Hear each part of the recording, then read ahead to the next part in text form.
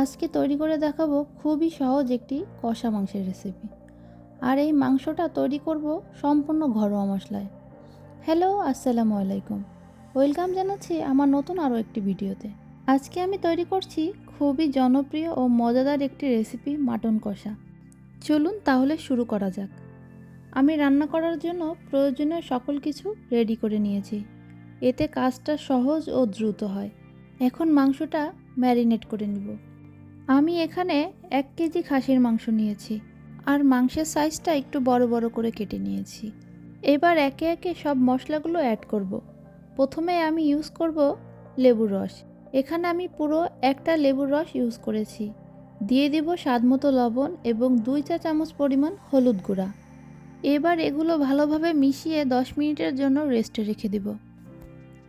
10 minute পরে বাকি সব মশলাগুলো অ্যাড করব। দিয়ে দিব 1.5 টেবিল চামচ পরিমাণ রসুন বাটা, 1.5 টেবিল চামচ পরিমাণ আদা বাটা, জিরা বাটা 1 টেবিল চামচ, মরিচ গুঁড়া 1 টেবিল চামচ, ধনিয়া গুঁড়া 1.5 চা চামচ। এবার এই মশলাগুলো মাংসের সাথে ভালোভাবে মিশিয়ে নেব এবং ঢাকনা দিয়ে রেস্টে রেখে দেব 20 মিনিটের জন্য। পরবর্তীতে চুলায় একটি পাত্র বসিয়ে তেল দিব হাফ কাপ পরিমাণ। তেলটা হালকা গরম হয়ে আসলে গোটা গরম মশলাগুলো দিয়ে দিব। এগুলো কয়েক সেকেন্ড ভেজে নিয়ে দিয়ে দেব হাফ কাপ পরিমাণ পেঁয়াজ কুচি। পেঁয়াজটা হালকা বাদামি হওয়া পর্যন্ত ভেজে নিব। পেঁয়াজটা লাল হয়ে গেলে এ পর্যায়ে ম্যারিনেট করা মাংসগুলো ঢেলে দিব। এবার তেলের উপরে মাংসটা 5 থেকে 7 মিনিট কষিয়ে নিব।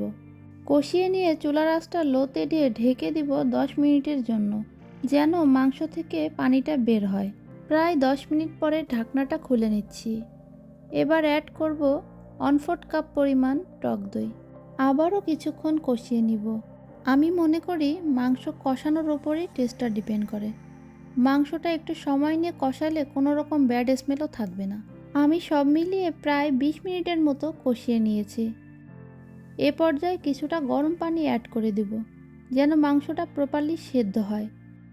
এবার ঢাকনা দিয়ে ওয়েট করব মাংসটা সেদ্ধ হওয়া পর্যন্ত। আর চুলার আঁচ থাকবে একদম লোতে। আমার রান্না করা মাংসটা সেদ্ধ হয়ে গিয়েছে। এ পর্যায়ে 1 চা চামচ ভাজা জিরার গুঁড়া, হাফ চা চামচ গরম মশলা গুঁড়া ওপর থেকে দিয়ে দিব। এবার মাংসটা অনবরত নেড়ে দিতে হবে, যেন লেগে না যায়। কষা মাংস কিন্তু খুবই ভুনা ভুনা হয়। আপনারা দেখেই বুঝতে পারছেন আমার মাংসটা রেডি হয়ে গিয়েছে এবং মাংসের কালারটা চেঞ্জ হয়ে গিয়েছে। এইবার চুলার আঁচটা অফ করে দিব। এরই মাঝে তৈরি হয়ে গেল মজাদার মাটন কষা মাংস। দেখতেই পেলেন এটা তৈরি করা কতটা সহজ। তাছাড়াও এটা খেতে অসম্ভব মজার হয়েছিল। আজকের রেসিপিটা কেমন লাগলো অবশ্যই জানাবেন।